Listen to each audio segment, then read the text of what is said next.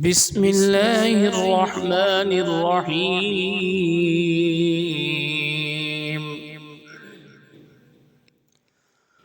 وقال الذين أشركوا لو شاء الله ما عبدنا من دونه من شيء نحن ولا آباؤنا ولا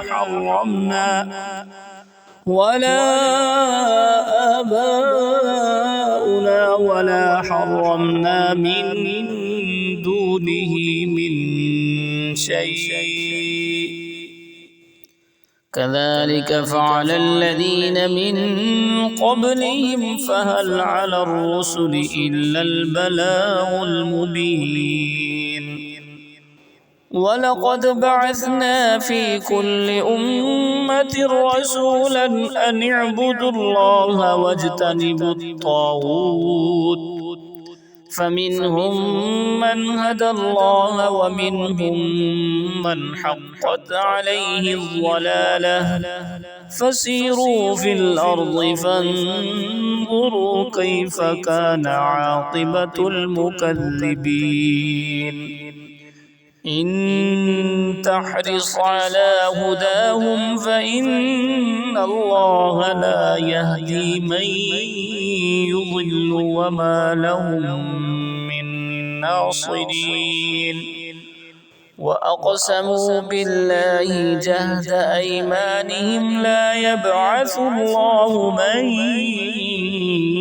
يموت بلى وعدا عليه حقا ولكن أكثر الناس لا يعلمون. ليبين لهم الذي يختلفون فيه وليعلم الذين كفروا أنهم كانوا كاذبين. إنما قولنا لشيء إذا أردناه أن نقول له كن فيكون. والذين هاجروا في الله من بعد ما ظلموا لنبوئنهم في الدنيا حسنة ولأجر الآخرة أكبر لو كانوا يعلمون. الذين صبروا وعلى ربهم يتوكلون. وما أرسلنا من قبلك إلا رجالا نوحي إليهم فاسألوا أهل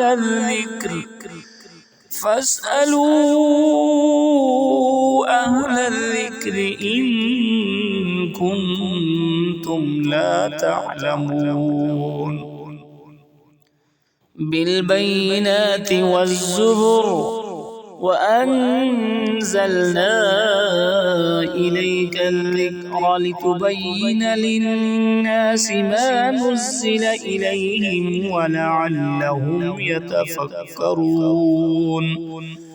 أفأمن الذين مكروا السيئات أن يخسف الله بهم الأرض أو يأتيهم العذاب من حيث لا يشعرون أو يأخذهم في تقلبهم فما هم بمعجزين أو يأخذهم على تخوف فإن ربكم لرؤوف رحيم. أولم يروا إلى ما خلق الله من شيء يتفيأ ظلاله عن اليمين والشمائل سجدا لله سجدا لله وهم داخرون ولله يسجد ما في السماوات وما في الأرض من دابة والملائكة وهم لا يستكبرون يخافون ربهم من فوقهم ويفعلون ما يؤمرون